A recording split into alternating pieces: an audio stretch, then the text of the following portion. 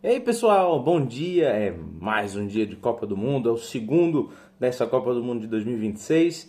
Ontem tivemos dois jogos, México venceu por 2-0 a África do Sul, a República Tcheca tomou uma virada fantástica da Coreia do Sul por 2-1 e hoje teremos as outras duas partidas inaugurais, né? Para quem vai poder ver, teremos ontem tivemos um show de abertura na cidade do México com vários artistas famosos, Shakira e afins.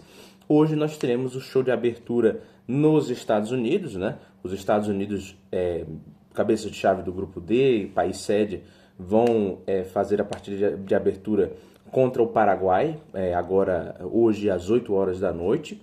E antes vai haver um show de abertura da mesma forma como houve no México.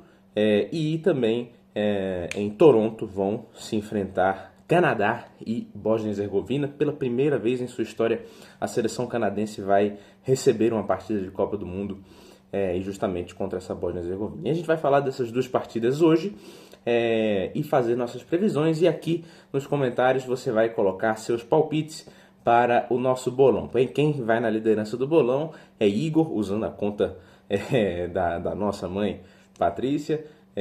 Tá vencendo, cravou o resultado de México e África do Sul e ganhou um outro pontinho no jogo da Coreia.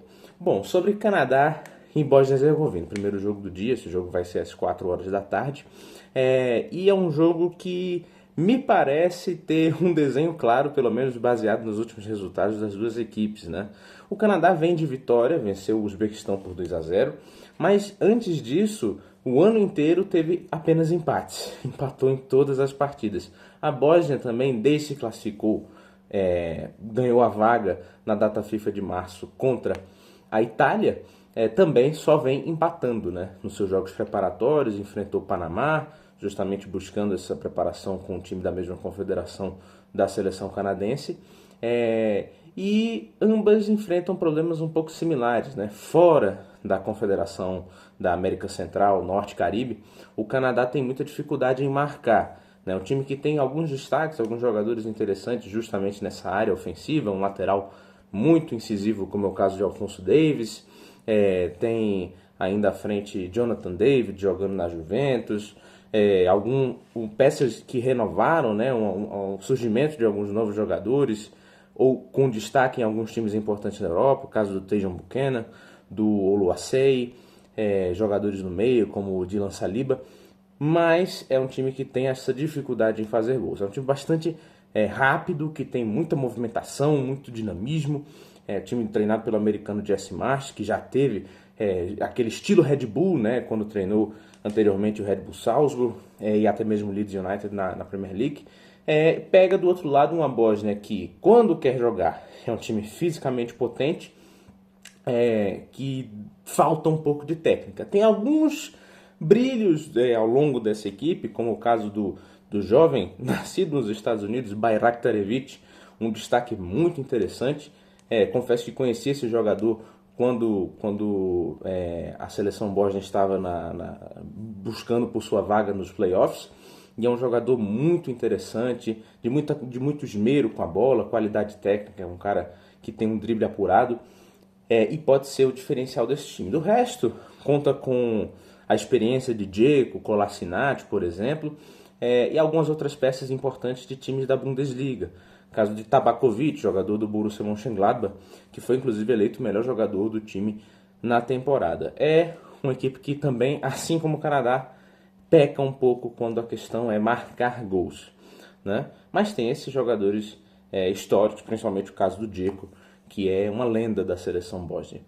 Eu, seguindo o prospecto desses últimos resultados, apostaria no empate. Acho que vai dar um Canadá 1, Bósnia 1, podendo até mesmo ser o nosso primeiro 0-0. Mas eu vou apostar no 1-1 mesmo. Quanto a Estados Unidos e Paraguai, é um jogo mais, acho que tem maiores expectativas, pode ser um jogo mais interessante. Por quê? Essas duas equipes já se enfrentaram em amistoso no ano passado, antes do sorteio da Copa, e foi um 2-1 para a seleção dos Estados Unidos, jogando em casa, com um jogador expulso do Paraguai no meio do jogo. E foi um jogo muito quente, né, com muitos ânimos entre essas duas equipes. Os Estados Unidos, naquele momento, parece que tinham encontrado uma formação de jogo, né? O time do Maurício Pochettino jogava basicamente com 3-5-2 ou podendo variar para um 3-4-3, jogando com 3 zagueiros, 2 jogadores de ala, e podendo variar, tendo um meia mais avançado, no caso do Malik Tillman, o próprio Weston McKennie, mas tendo basicamente um jogador de referência, como o Balogun, o Hadi Wright, junto com o Christian Pulisic, que é a principal arma desse time. O Paraguai é uma equipe que se mostrou muito capaz de dificultar partidas para equipes grandes, né? Nas eliminatórias da Conmebol, venceu o Uruguai, venceu o Brasil, venceu a Argentina. É um time que torna os jogos chatos, porque é muito físico, porque morde o tempo inteiro, e porque tem uma prática defensiva muito capaz. Como tinha o Equador também do mesmo treinador, Gustavo Alfaro, que era uma das principais valências desse time. O fato de pegar a bola, de impossibilitar, criar uma barreira quase intransponível para o adversário e depois ter contra-ataques muito fatais. É o caso dessa seleção paraguaia, assim inclusive venceu o Brasil em Assunção nas eliminatórias, né? Ainda com o Dorival Júnior treinando a seleção brasileira. É um time muito bem treinado, o Gustavo Alfaro é um treinador já que tem esse histórico de seleção, inclusive treinando a Costa Rica, uma Costa Rica muito capaz, né? Não um grande time, mas um time que com ele funcionou.